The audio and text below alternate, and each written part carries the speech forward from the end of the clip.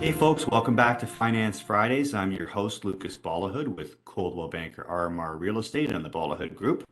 I'm welcoming back from vacation as my guest today, Alexandra Job with RBC. Alex, how was your trip? Hey, it was great. I felt, energized and recharged and ready to come back into this spring market.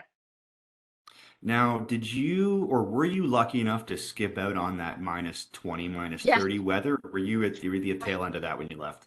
I was right like in the middle of whenever that deep freeze happened was when I was on a beach. So it was perfect. And now we've got this mild temperatures, so I really timed it.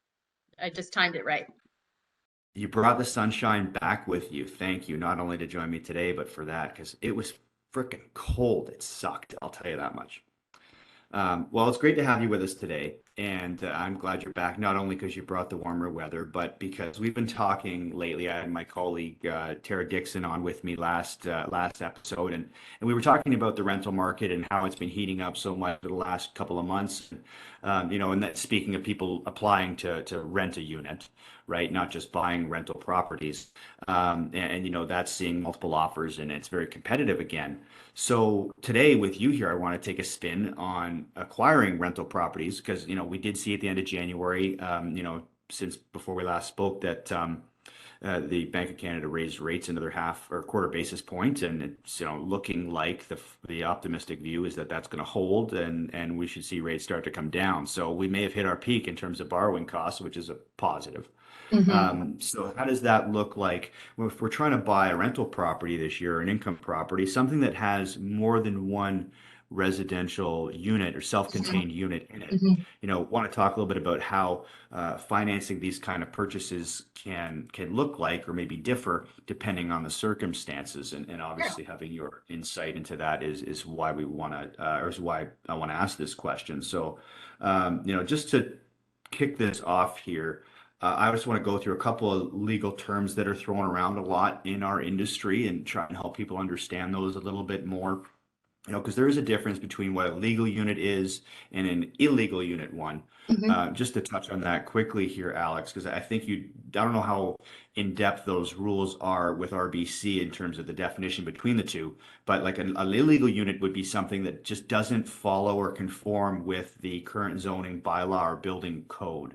Hmm. So it could be a ceiling height issue, it could be an egress issue, it could be a fire rating issue.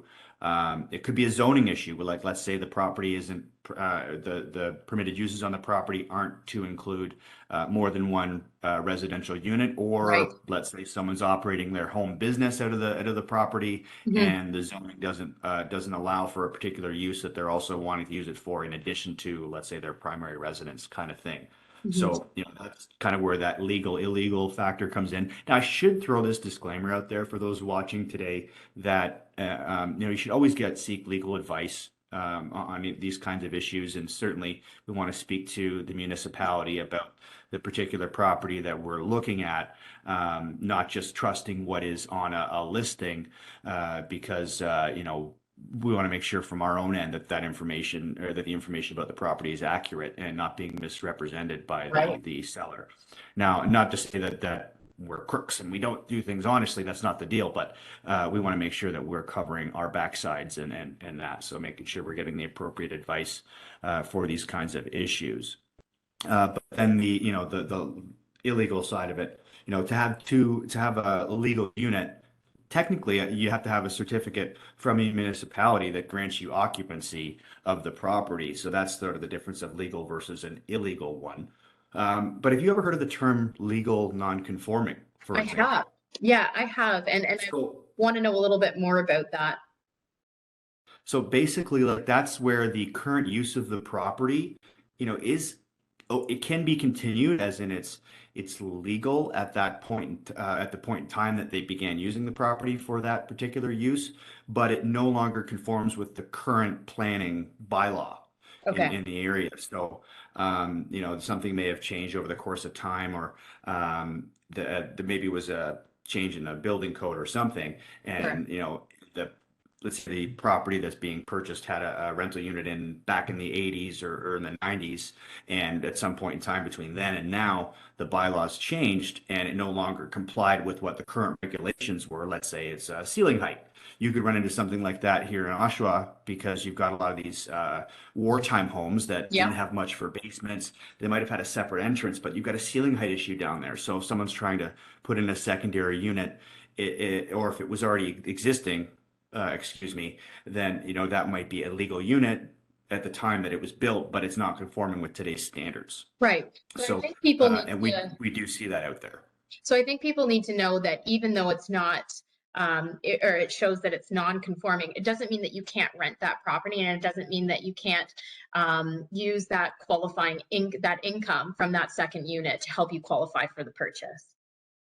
Yeah, actually, that was one of the things we want to talk about today is sort of the differences in, or are there differences in buying a duplex with two legal units versus one that where the seller and the selling agent don't retro or warranty the retrofit status of the basement. So that's basically they're saying we can't prove that this is legal, so we can't give you any warranties to that extent in terms of trying to buy it as a two legal unit property in this scenario here. So we So, from a financing perspective, we don't get too caught up in the bylaws, whether it's conforming or non-conforming. If it's an illegal unit, we may or may not be able to use that depending on why it's illegal, and then how the whole application is structured. We can note that when you go to purchase, it depends on whether this is an investment property purchase or this is a owner occupied dwelling with the potential of rental income. So those are two different situations that the buyer or us as representatives would need to understand, right? So when the bank comes to finance a property that has rental income, we want to see that unit itself is a self-contained unit, and what we're looking for is its own entrance, a bathroom, and a kitchen.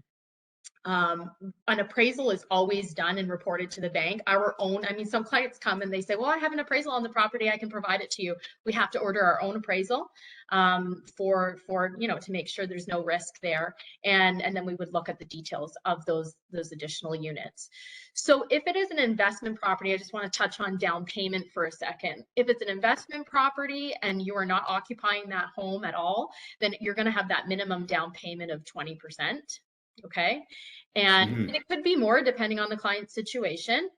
And we automatically use 80% of the market rent. So from the report, or if you were assuming that tenant, then we would want to see that lease agreement and some of the deposit the history of that rental income coming in if you were taking on that tenant, you buy the unit. Okay. If you were going to purchase something that is going to be owner occupied, we can use, okay, let me get this straight. You can do 5% down as your minimum down payment if you're going to occupy the dwelling. But we would not use, in that case, with 5% down, we would not use any of the rental income to help qualify the client. So that affects your purchase price as a result, right? You only have so much budget. So when we're looking at numbers, yeah, I wouldn't be using that rental income. If you're doing 5% down, your own income in the application, your employment income would have to service the mortgage itself. Okay, for the default insurer. If you were putting 10% down on that purchase and you're occupying one of the multi-units, so let's just say it was a triplex, we could use the other two units to help qualify you for the mortgage, 80% of the market rent from the appraisal report. And I've had clients do that in the past, and that gives them a place to live plus the rental income. But again, it's 90% max, and we have to fall within all those other default insured guidelines. Okay.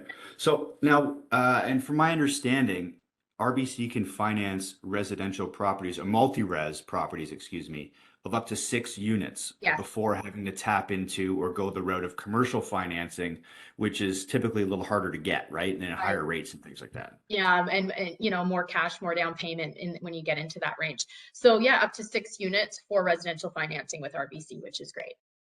Okay. Now, what about those investors who are, they have a primary residence already and they're looking to start let's say, a portfolio of properties. They're going to go buy that first duplex, for example. So they're going to be try to pull equity out of their home that they currently have Yeah. and use that money towards the down payment of that income A property. lot of What people are those rules like? Yeah, a lot of clients do that. So as long as, your income plus the income of the new property that you're buying can service that equity takeout plus the new property, as long as it's within our lending guidelines, that's definitely something we can do. And I see a lot of clients do that to grow their portfolio of real estate is, they've been in their primary residence for a while. They've got lots of equity there. They're going to tap into that. Or maybe they've got some cash savings that they'd like to use as well. And I mean, the lower the mortgage, the better on the next property. So if you have some of your Obviously, own yes. funds to inject, it's fabulous, right? Versus leverage. But sometimes it's just the way that you have to make it work in order to acquire that net worth of real estate. Now, are there requirements and talk about the legality of those units? Like, does it matter that if you're pulling equity out of your own residence or other properties that you might already own to buy real estate, does it matter that the units that you're buying are legal and certified? Again, we'd have to look at the appraisal of it. So if it was not legal and we would want to understand, why is it not legal? What is the risk to that property? And at the very least, if it was multi-unit, like maybe we would just look at the appraisal as a single family dwelling because there is a second illegal portion to the property. But we could just look at the appraisal would then say one single family dwelling market rent, and we would use that versus. Okay, great. Now, and I want to also say here, like, just because something is maybe not conforming or has something that doesn't fall within the current zoning bylaws, homeowners can apply for an amendment to the zoning bylaw or like a minor variance as well. Okay. So, and just a simple example of this is like someone's, you have a certain setback off of the property boundary line Okay. that the building needs to fall under, and if those guidelines may be changed, or you're building a property and you're trying to maximize the gross square footage that you're going to Mhm. put on that property, you can apply for like a minor variance to say it's going to be so far away, and they may, grant those kind of exceptions to the rule.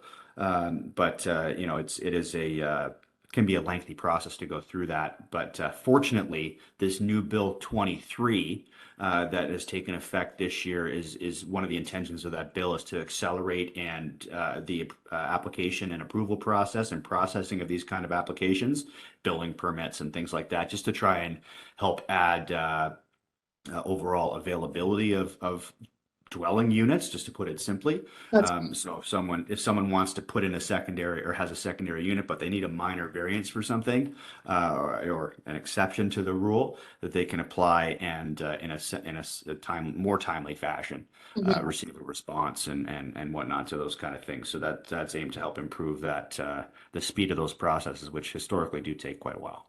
mhm, mhm. So that's That's wonderful. Well, fair. Alex, thanks so much for joining me today here. I don't want us to carry on too long this week. There's going to be lots to get ready for here in the spring market, and though January was a little quieter than last year.